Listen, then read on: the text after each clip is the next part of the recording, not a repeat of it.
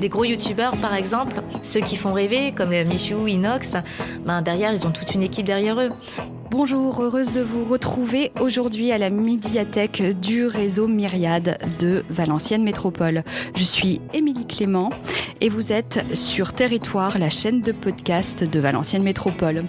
Aujourd'hui, on va parler gaming, mais pas que. On a la chance d'être avec Marie-Laure, alors je vais certainement écorcher, Norindre. Non, c'est bien. Oh, ok, je me suis beaucoup trop entraînée. Alors, Marie-Laure, vous êtes davantage connue dans le monde du gaming sous l'alias ou le pseudo Kayane, c'est ça, hein? Ça. Je me trompe pas, vous m'arrêtez, hein.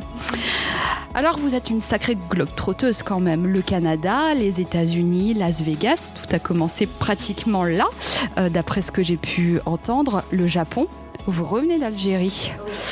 Alors, ça, c'est énorme, ça. Hein. Ça, il y avait la Bulgarie, juste avant Algérie. Oui, il y a eu pas mal d'enchaînements d'événements. Et après, je pars au Japon. Tout a commencé vers l'âge de 9 ans, quand vos grands frères jouaient à leur console et vous vous êtes dit moi aussi j'ai envie de jouer, il y a pas de raison, et puis vous les avez dépassés un petit peu dans le jeu, et tout a commencé là quand vous avez été un peu détecté, quoi, un sacré talent, hein. J'ai commencé les jeux de combat à l'âge de 7 ans avec du Soul Calibur, du Dead or Alive, et à partir de 9 ans, c'est là en effet que j'ai fait mes premiers tournois accompagnés de mes grands frères. Ça a été un grand déclencheur de ce que j'avais envie de faire un peu dans ma vie, puisque à ce premier tournoi-là, j'étais la seule enfant, la seule fille, et les grands garçons de 20 ans, 30 ans me regardaient en me disant qu'il n'y avait rien à faire là, qu'une gamine n'avait pas à jouer, que je serais mieux à jouer à la poupée, à la marelle, la corde à sauter et autre chose très cliché. Et du coup, c'est là que je me suis dit que j'allais les poutrer. Alors, en France, je ne sais pas si vous connaissez le nombre, quelle est votre communauté déjà? Vous êtes suivi par combien de personnes en France? Et puis après, on va parler du monde, hein. Alors, en termes de nombre d'abonnés, sur X ou Twitter, j'ai environ 200 000 abonnés. Sur Facebook, 150 000. Sur TikTok, 80 000. Et YouTube, 70 000. Instagram, autour de 65 000. Tout à l'heure, vous disiez, parce qu'on a été rassemblés aussi à la médiathèque de Valenciennes, et vous êtes une habituée quand même des médiathèques, puisque vous utilisez votre image maintenant extrêmement connue pour valoriser le jeu, en fait, le e-gaming et votre place dans cet univers. Et à la médiathèque de Valenciennes, non, on n'a pas que des livres, on a aussi des jeux vidéo. Et il y avait rassemblé autour de vous pas mal de joueurs, dont 2 personnes avec lesquelles j'ai pu discuter à la fin de votre présentation, qui vous suivent, figurez-vous, depuis l'âge de 15 ans. Il a à peu près votre âge, il a 2 ans de moins que vous. Et depuis, vous imaginez, ça fait un peu plus de 15 ans que cette personne vous suit. Et ouais. Et c'est vachement chouette de voir ça. Et ils se sont déplacés pour vous écouter tout à l'heure. Et vous avez quand même une sacrée communauté, c'est ce que vous disiez, hein, à peu près. Justement, quel âge a votre communauté à peu près ? Là, je pense qu'on a vu à la médiathèque des personnes d'entre 25 et 35, 40 ans. Et je le vois aussi dans mes statistiques de mon audience sur les réseaux sociaux. J'ai personne de moins de 17 ans, quasiment. C'est toujours des personnes entre 18 ans et jusqu'à 55 ans. Donc, c'est pas mal. C'est pas mal, en effet.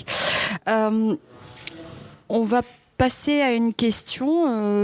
Je vais voir comment vous la vivez, cette question. Vous considérez-vous comme une influenceuse ?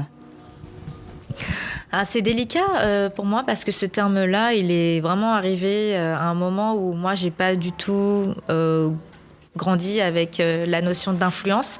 En fait, j'ai même grandi dans la période, dans la génération où on n'a même pas connu Internet et où on a vécu le avant, le pendant et là le maintenant où ça explose et où les réseaux sociaux font que on a des personnes qui sont connues, qui sont pas des stars de cinéma, qui sont pas des chanteurs, qui sont pas des groupes de musique, qui sont pas acteurs, etc. C'est pas dans ces métiers-là d'habitude, c'est là qu'on est connu. Sauf que maintenant, grâce aux réseaux sociaux. On peut être youtubeur, streamer, voilà, entre guillemets, influenceur d'un domaine en particulier. Et moi, j'étais avant même que le terme influenceur existe, j'étais juste joueuse professionnelle de jeux vidéo de combat et animatrice télé sur la chaîne Game One. Et à aucun moment, en fait, je me suis dit que j'influençais et que même c'était carrément un métier de définir quelqu'un en tant qu'influenceur. C'est pas un terme que j'aime, très honnêtement, parce que je me dis, on est payé pour influencer des gens, sauf que non, en fait, on partage ce qu'on aime déjà à la base. Moi, c'est de jouer à des jeux vidéo et de le partager avec des autres personnes. Je les incite pas à les acheter, ces jeux-là. Généralement, c'est justement des jeux même qu'ils ont déjà achetés et où, en fait, on joue ensemble à ces jeux-là. Après, forcément, avec les réseaux sociaux, etc., on est amené à travailler, collaborer avec des éditeurs pour parler de ces jeux, pour les présenter, pour les jouer en mode découverte. Et moi, j'ai vécu la période où ça n'existait même pas. Donc maintenant, les gens nous disent « Ah, vous êtes payé pour influencer ». Et ça, c'est quelque chose qui est vraiment difficile pour moi. Parce que je ne veux pas influencer les gens. Ou au contraire, j'aimerais que ce soit positivement. Si c'est dans le cadre de messages positifs, je veux bien. Mais souvent, on le prend assez mal quand on nous qualifie que d'influenceurs parce que c'est pas notre métier. En effet, si je vous pose la question, c'est que ce monde-là, pour beaucoup d'entre nous, est assez obscur et qu'on ne pose pas les mêmes choses autour de ou les mêmes mots autour de l'influence. C'est-à-dire que quelqu'un de 15 ans ou quelqu'un de 9 ans ou de 40 ans ou de 70 ans n'aura pas la même vision en fait de ce qu'est l'influence et tous les influenceurs ou influenceuses n'ont pas la même façon aussi de vivre de ce métier puisqu'il existe de nouveaux métiers. C'est en ça que je veux vous poser la question. Le gaming, ça vous a ouvert les portes pour travailler, en fait, hein, tout simplement. Et je voulais justement savoir quelles sont les valeurs à avoir pour pouvoir percer dans ce milieu. Aujourd'hui, c'est de plus en plus dur de percer dans ce milieu-là. Il y a tellement de monde, tellement de créateurs au quotidien. C'est beaucoup plus facile aujourd'hui d'être créateur. On a des caméras, des micros, des lumières qui sont à des prix très abordables et qui ont beaucoup de qualité. Donc aujourd'hui, il y a beaucoup de monde qui peuvent juste se lancer de chez eux. Ils ont la connexion Internet, le matériel et hop, on y va. Et je pense que ce qui est important, c'est de ne pas se perdre, justement. Pour exemple, j'ai mon petit-neveu de 10 ans qui m'a balancé à un moment donné « Tata, tu gagnes combien avec tes vidéos YouTube ?» J'ai dit « Mais pourquoi ça t'intéresse ?» Il me dit « Parce que je vais être youtubeur. » Et là, ça a été un peu la catastrophe. Je me suis dit, ah bah non, pourquoi tu veux être youtubeur ? Enfin, avant même d'être youtubeur, dis-moi de quoi tu as envie de parler, de quoi tu es passionné. Il m'a dit, bah de rien, je sais pas, je veux juste être riche. Et je me dis, mais...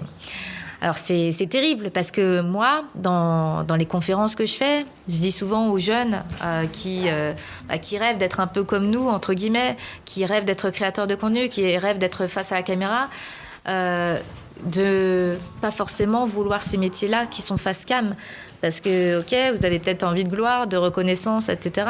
Mais il y a tellement de façons d'avoir cette reconnaissance-là, de par un métier déjà qui vous plaît davantage, par un domaine qui vous plaît vraiment.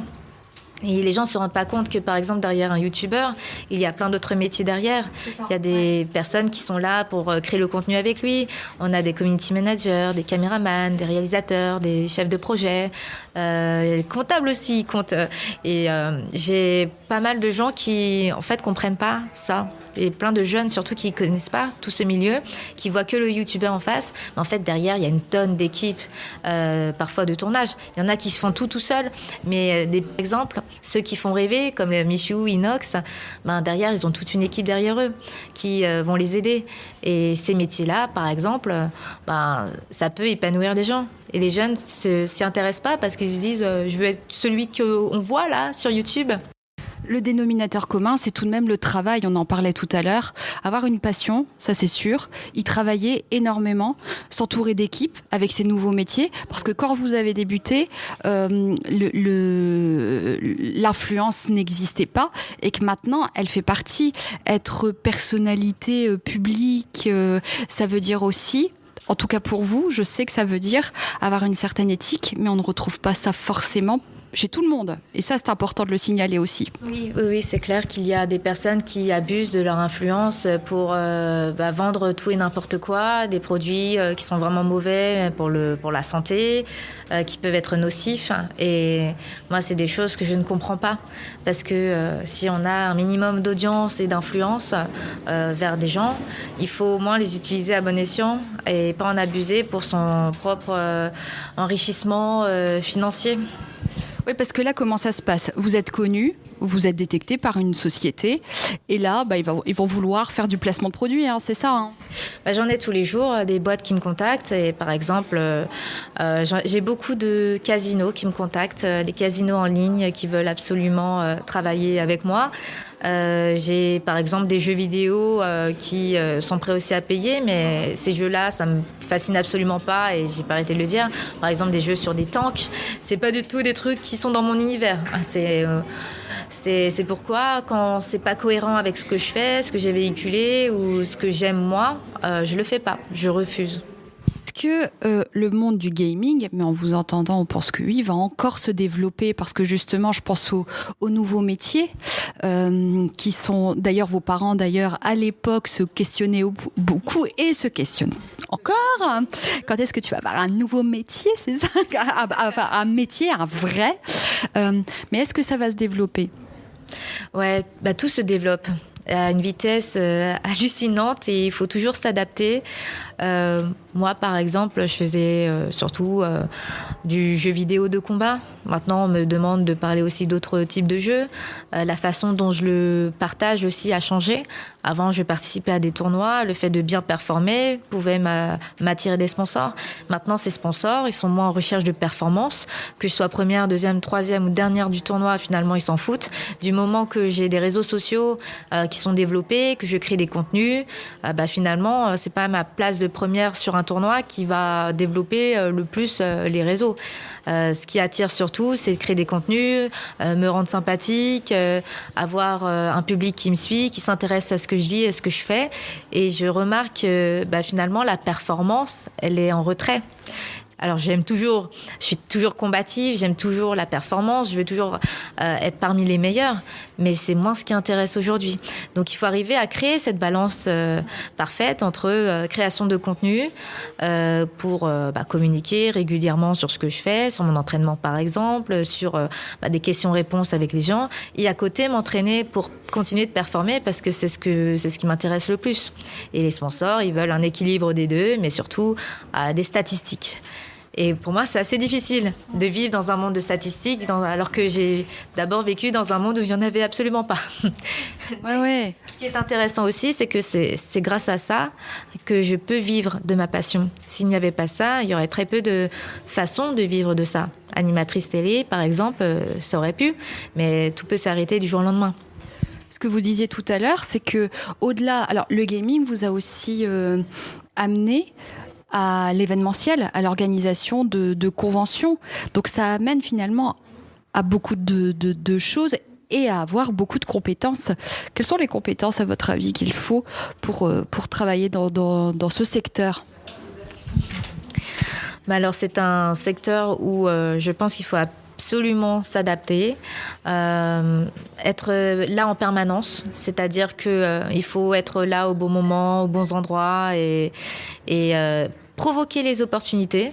Il y a beaucoup de personnes qui vont peut-être même reprocher de dire mais si elle est là, c'est parce que c'est une fille, des trucs comme ça tout nuls. Mais en fait, c'est parce qu'ils se sont pas bougés. Et le truc, c'est qu'il y a des hommes aussi qui réussissent. Il n'y a pas que des femmes. Il y a encore moins de femmes qui réussissent dans ce secteur-là, qui est encore majoritairement masculin. Mais en fait, il faut se bouger, il faut sortir de chez soi, il faut participer à des projets associatifs, par exemple. Il y a beaucoup de personnes avec qui moi je travaille, que j'ai connues dans un premier temps parce qu'ils travaillaient en tant qu'association. Et ils le faisaient par passion, ils n'étaient pas rémunérés pour ça, mais ils le faisaient bien parce que c'était une envie de développer des choses, mais d'abord à titre associatif. Et moi, de par les compétences que j'ai pu voir, les qualités humaines qui en découlaient, je me suis dit, mais cette personne-là, elle est vachement compétente, j'ai envie de travailler avec. Je prends les contacts et puis ensuite, on travaille véritablement ensemble. Et cette fois, cette personne-là, elle est rémunérée pour travailler. Alors qu'en asso, c'était vraiment bénévole. Et toutes les personnes vraiment qui m'entourent, c'est ça. C'est d'abord parce que je les ai vues à l'œuvre en événement. Je prends jamais des gens qui sont sur les réseaux, qui me demandent du travail. Parce qu'on n'a pas le temps en fait de regarder le travail, on n'a pas le temps de tester les gens. On veut d'abord les voir sur le terrain et ensuite on les prend parce que ça nous a plu et parce qu'on a pu voir en direct live comment ça s'est passé pour voir qu'ils sont vraiment professionnels. Est-ce que vous vous projetez à 6 mois, 1 an, 5 ans, 10 ans? Est-ce que vous êtes convaincu? De toute façon, vous avez énormément travaillé et vos parents vous ont dit aussi de travailler à l'école, que quel que soit l'avenir, il se fera avec le gaming? Déjà, je m'étais jamais dit quand j'étais petite que je vivrais de ça. C'est vraiment venu très naturellement au fur et à mesure et en acceptant des opportunités et aussi en provoquant ma propre chance de voyager dans un pays toute seule comme les États-Unis, de gagner un tournoi là-bas et de me faire reconnaître à l'international. En fait, tout est vraiment parti de ça. De ce courage que j'ai pu avoir à 18 ans de partir seule, faire des tournois et voir où ça nous mène. Et ensuite, à chaque fois, il y a eu des opportunités, des choses qui me sont tombées dessus et des choses que j'ai provoquées aussi. Il y a des sponsors que j'ai eus, mais c'est uniquement parce que je suis allée les chercher, j'ai demandé, j'ai sollicité des marques. Et aujourd'hui, je travaille avec certaines marques, ça fait plus de 10 ans. Et c'est des grosses marques françaises et c'est juste parce que j'ai été dedans, quoi. J'ai osé. Néanmoins, je vous écoute. Hein. Néanmoins, vous avez toujours respecté vos parents et vous avez continué quand même vos études. Et il y a toujours cette valeur travail, hein, quand même, toujours. Toujours, et je m'en rends encore plus je grandis, plus je vieillis, plus je me rends compte des sacrifices de mes parents. Ils ont été au Vietnam, au Laos, ils sont venus en France, ils n'avaient pas un sou en poche, ils ont dû se débrouiller, ils ont dû travailler dur. Et moi, en tant que petite gamine qui ne comprenait pas tout ça, j'étais triste de ne pas partager autant de moments avec mes parents. On partait quasiment jamais en vacances, ils travaillaient tout le temps, tous les deux. Et par contre, ils me préparaient toujours à manger. Ils étaient sûrs que je manque de rien, pas de fourniture scolaire, pas de manque de nourriture ou quoi. En fait, c'était vraiment leur focus à eux. C'est que je ne manque de rien dans ma vie. Le mot de la fin, est-ce que vous avez un message? Mais il y en a eu plein de beaux messages, mais est-ce que vous avez un message pour nos auditeurs et auditrices aussi, hein, puisqu'on voit 2 jeunes filles derrière jouer un jeu de combat d'ailleurs, et une petite astuce, parce qu'on avait tout à l'heure des gamers, alors la petite astuce pour un jeu et puis le mot de la fin. Écoutez, le mot de la fin, déjà, c'est je suis ravie d'être ici, à la médiathèque, à Valenciennes. Je ne suis jamais venue dans cette ville-là, mais le jeu vidéo m'y a emmenée, donc c'est chouette. Je suis très heureuse de voir qu'au niveau local, les choses se développent. C'est pas quelque chose qu'il y a eu en mon temps, et je pense qu'il faut vraiment soutenir ces initiatives-là. On a tous commencé quelque part dans le gaming, et la plupart des belles histoires, en fait, de champions qui sont nés ou de gens qui vivent de leur passion, c'est venu parce que ils se sont déplacés, ils sont venus aux événements, ils ont voulu contribuer à l'événement, ils ont apporté leurs compétences, leurs qualités à tout ça. Et ils ont apporté de l'humain, en fait. Et c'est ça que je veux leur dire, c'est que pour vivre à fond sa passion, c'est bien de le faire de chez soi, regardant les contenus et tout, mais si on peut se déplacer, le faire, provoquer des choses et kiffer encore plus, et peut-être même, qui sait, vivre de ça, il faut essayer. En tout cas, je pense qu'il faut tenter et ne jamais avoir de regrets. Merci Kayane, très très beau message. Merci à vous, à votre agent, à toutes ces personnes qui se sont déplacées à la médiathèque de Valenciennes, qui fait partie du réseau de médiathèques de Valenciennes Métropole. C'est le réseau Myriade. N'hésitez pas à pousser les portes de ces médiathèques. Elles regorgent de richesses, livres, jeux vidéo, rencontres et partage, parce que c'est bien ça les mots pour cette matinée, la rencontre, le partage. Et c'est comme ça, grâce au gaming, on fait pas ça tout seul dans sa chambre, non, c'est aussi le partage, et c'est ça ce qui vous fait réussir aujourd'hui. Merci Kayane. Merci beaucoup.